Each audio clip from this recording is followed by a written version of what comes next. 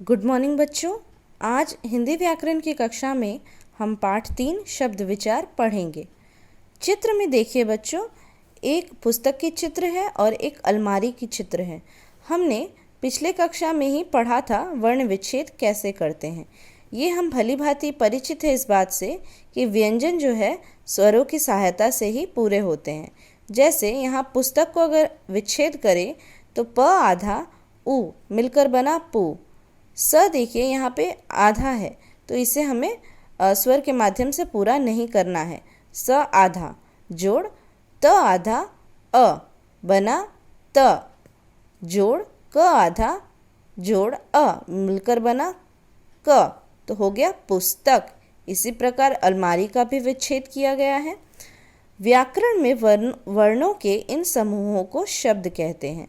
एक एक वर्ण जोड़कर ही बच्चों शब्द बनता है, किंतु किसी भी वर्ण के को अगर आप सजा कर दे देते हैं तो ज़रूरी नहीं है कि वो शब्द हो, क्योंकि एक सार्थक वर्ण ही शब्द का निर्माण करते हैं। जैसे यदि आप इन शब्दों को ऐसे लिख दें ल म आ री, तो इसका कोई अर्थ नहीं है।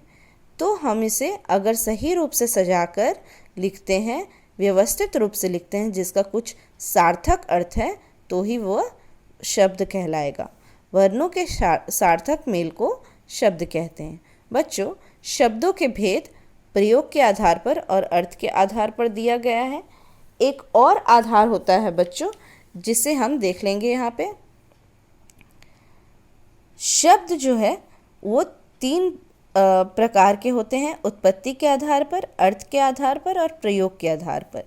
उत्पत्ति के आधार पर तत्सम, तद्भव, देशज, विदेशी।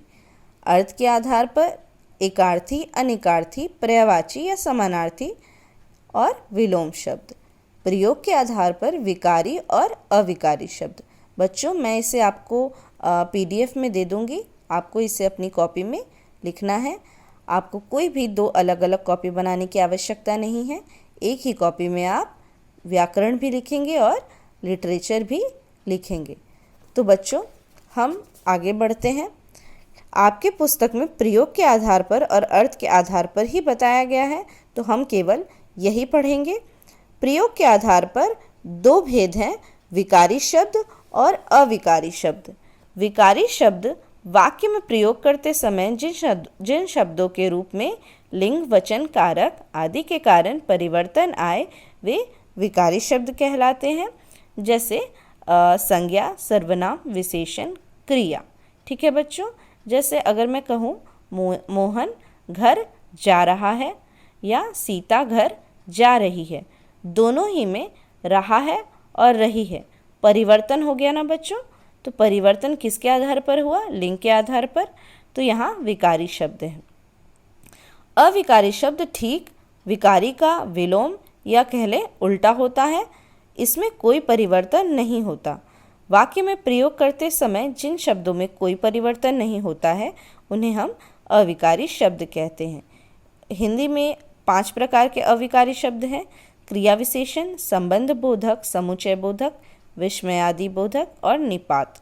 ठीक है बच्चों, जैसे अगर मैं कहूँ कि सीता तेज़ दौड़ रही है, मोहन तेज़ दौड़ रहा है, दोनों ही वाक्य में अगर हम देखें तो केवल एक शब्द तेज़ वो परिवर्तित नहीं हुआ है, तो वो क्या होगा बच्चों? अविकारी शब्द। आशा करती हूँ कि आप यहाँ तक समझ गए होंगे। अर्थ के आधार पर एकार्थी शब्द क्या है? एकार्थी शब्द से ही हम समझ पा रहे हैं जिसका सिर्फ और सिर्फ एक अर्थ हो, जैसे दिल्ली, पटना, सचिन, कुतुब मीनार आदि। अनेकार्थी शब्द से ही हम पता लगा सकते हैं कि जिसमें एक से अधिक अर्थ निकले उसे हम अनेकार्थी शब्द कहते हैं। जैसे पत्र एक शब्द है, किंतु उसके 2 अर्थ हैं, एक पत्ता और एक चिट्ठी। यहाँ हम देख लेंगे अंक के भी 2 अर्थ हैं। अंक का अर्थ है संख्या और एक और अर्थ है गोद। गुरु को हम अध्यापक भी कहते हैं और इसका एक और अर्थ है भारी। ठीक है बच्चों। कर हाथ को भी कहा जाता है और टैक्स को भी। अर्थ, मतलब को भी कहा जाता है और धन को भी। ठीक है बच्चों। समानार्थी शब्द, जिन शब्दों का समान अर्थ हो उसे हम समानार्थी शब्द कहते हैं। और हाँ बच्चों, समानार्थी शब्द को हम पर्यायवाची शब्द भी कह सकते हैं। जैसे आकाश का नभ होता है, गगन होता है, फूल को हम पुष्प और सुमन कहते हैं। इसी प्रकार से बहुत सारे शब्दों के अलग एक से अधिक नाम हैं। विलोम शब्द, जिन्हें हम सरल भाषा में कहें तो उल्टे शब्द को हम विलोम शब्द कहेंगे। उल्टा का अर्थ हो गया जैसे माता पिता, रात दिन, सुबह शाम। ठीक है बच्चों। प्राचीन नवीन, आय व्यय, अमीर गरीब, विष अमृत, स्वर नरक, ठोस तरल। अब हम इसका अभ्यास देख लेंगे बच्चों। अभ्यास में देखिए, इसमें विकल्प दिए गए हैं, आपको सही विकल्प चुनना है। निम्नलिखित शब्दों में से सार्थक शब्द कौन सा है? तो इसमें हमने सार्थक शब्द किसको पाया? सिर्फ एक ये है, टिकट। इनमें से अविकारी शब्द का भेद कौन सा है? जी हाँ, समुच्चय बोधक में अविकारी शब्द है। अंबर का निकार्थी शब्द कौन सा है? वस्त्र। वस्त्र को हम अंबर भी कहते हैं। जिन शब्दों का समान अर्थ हो, मतलब एक जैसे शब्द हो, एक जैसा अर्थ देता हो, उसे हम समानार्थी शब्द कहते हैं। देखिए, यहाँ पे हमें दो दो उदाहरण लिखने हैं, संज्ञा के उदाहरण। किसी भी चीज़ के नाम को हम संज्ञा कहते हैं, ये हमने पहले ही पढ़ा है। तो किसी भी व्यक्ति का नाम, स्थान का नाम आप दे सकते हैं, और संज्ञा के बदले ही जो आए उसे हम सर्वनाम कहते हैं। जैसे यह वह। विशेषण, जो संज्ञा और सर्वनाम की विशेषता बताता हो, जैसे सुंदर, अच्छा, बुरा, जो भी है। क्रिया वह होती है जो कर्ता के किसी कार्य करने का बोध कराए, उसे हम क्रिया कहते हैं। जैसे खेलना, जाना, नहाना, सोना, ये सब क्रिया है। निम्नलिखित शब्दों में सार्थक शब्द पर गोला लगाइए। अब देखिए बच्चों, यहाँ पे बहुत सारे शब्द दिए हैं।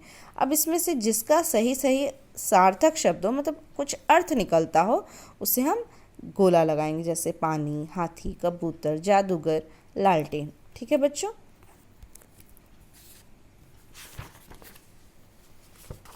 यहाँ हम देख लेते हैं। यहाँ दिया है, निम्नलिखित राज्यों के दो दो शहरों के नाम लिखिए। ठीक है बच्चों, ये आप एज ए एक्टिविटी कीजिए। उत्तर प्रदेश में 2 शहर के नाम, बिहार के 2 शहर के नाम, ये इसे आप पुस्तक में ही करेंगे। जो भी मैंने अभ्यास अभी आपको बताया है वो आपको पुस्तक में ही करना है। और मैं आपको जो PDF सेंड करूँगी खुद लिख कर, उसे आप अपनी कॉपी में लिखेंगे। ठीक है बच्चों, कॉपी कोई भी अलग अलग नहीं बनानी है आपको, एक ही कॉपी में दोनों काम होगा, लिटरेचर भी और व्याकरण भी। आप अपनी कॉपियाँ कंप्लीट रखिए। छुट्टी के बाद सारी कॉपीज़ चेक की जाएंगी। आशा करती हूँ कि ये पाठ आपको समझ आया होगा। अगले कक्षा में फिर मिलेंगे बच्चों। धन्यवाद।